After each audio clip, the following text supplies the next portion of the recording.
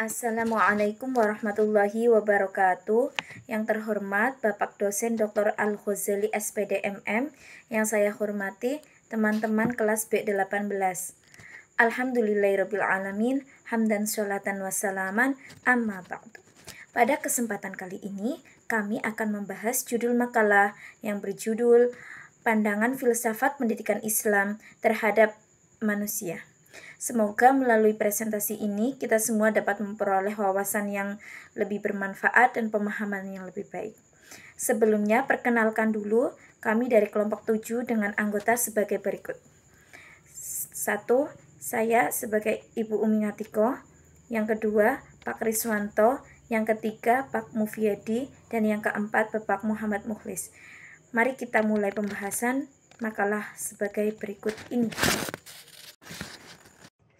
Assalamualaikum warahmatullahi wabarakatuh. Pada yang terhormat Dr. Al-Ghazali SAG MM, perkenankanlah kami dari kelompok 7 untuk mempresentasikan tugas mata kuliah Filsafat Pendidikan Islam yang berupa makalah dengan judul Pandangan Filsafat Pendidikan Islam Terhadap Manusia. Hal yang akan kami bahas pertama yaitu latar belakang masalah. Alasan penelitian ini kami buat yaitu filsafat pendidikan Islam merupakan kajian yang mendalam mengenai prinsip-prinsip dan nilai-nilai yang mendasari sistem pendidikan dalam tradisi Islam. Salah satu aspek penting dalam filsafat pendidikan Islam adalah pandangan terhadap manusia. Dalam perspektif ini, manusia dipandang sebagai makhluk yang memiliki potensi besar, diciptakan dengan tujuan tertentu, serta dilengkapi dengan akal dan naluri yang membedakan dari makhluk lainnya.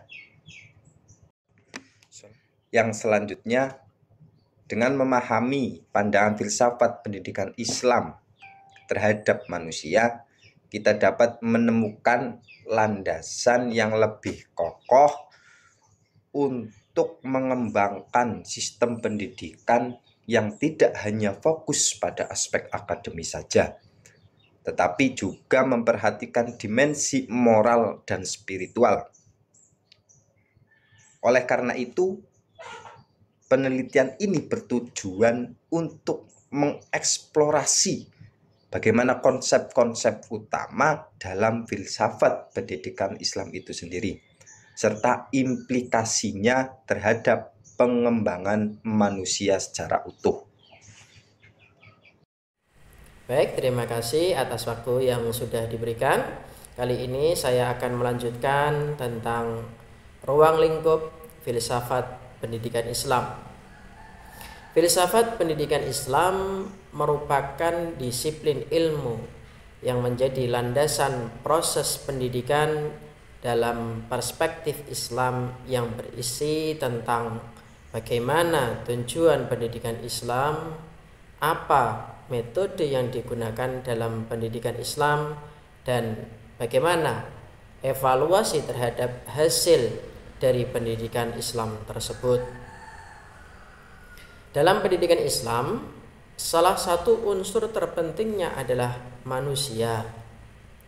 Manusia merupakan makhluk yang paling mulia. Tujuan utama dari diciptakannya manusia adalah untuk beribadah kepada Tuhannya dan menjadi khalifah di muka bumi ini. Oleh karena itu, filsafat pendidikan Islam menekankan bahwa setiap manusia memiliki peran penting dalam memfasilitasi pengembangan potensi, baik dari segi intelektual, emosional, maupun spiritual, sehingga manusia diharapkan dapat mengoptimalkan kemampuan yang diberikan oleh Allah Subhanahu wa Ta'ala. Terima kasih, sekian dari saya. Assalamualaikum warahmatullahi wabarakatuh. Assalamualaikum warahmatullahi wabarakatuh. Perkenalkan, nama saya Ibu Umi Ngatiko dari kelas B18 akan menyampaikan sedikit kesimpulan tentang makalah. 1. Manusia sebagai makhluk multidimensional.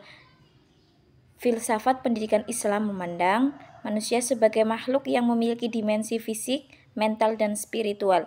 Pendidikan harus mampu mengembangkan ketiga aspek ini secara harmonis. 2. Tujuan pendidikan. Tujuan pendidikan dalam Islam bukan hanya untuk mencetak individu yang cerdas secara akademis, tetapi juga untuk membentuk akhlak yang mulia dan kesadaran spiritual. Pendidikan harus mengarah pada pengembangan potensi manusia menuju kebaikan dan kemaslahatan umat. Yang ketiga, nilai-nilai moral dan etika. Pendidikan Islam menekankan pentingnya nilai-nilai moral dan etika dalam setiap aspek kehidupan.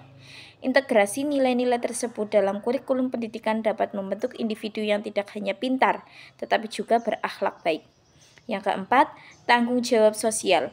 Pendidikan juga berfungsi untuk menanamkan rasa tanggung jawab sosial.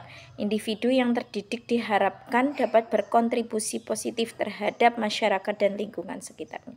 Sekian dari saya. Wassalamualaikum warahmatullahi wabarakatuh.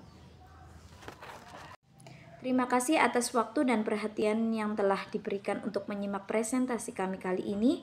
Saya berharap materi yang disampaikan dapat memberikan manfaat dan pemahaman yang lebih dalam terkait topik ini. Saya mewakili kelompok 7 mengucapkan terima kasih yang sebesar-besarnya. Wassalamualaikum warahmatullahi wabarakatuh.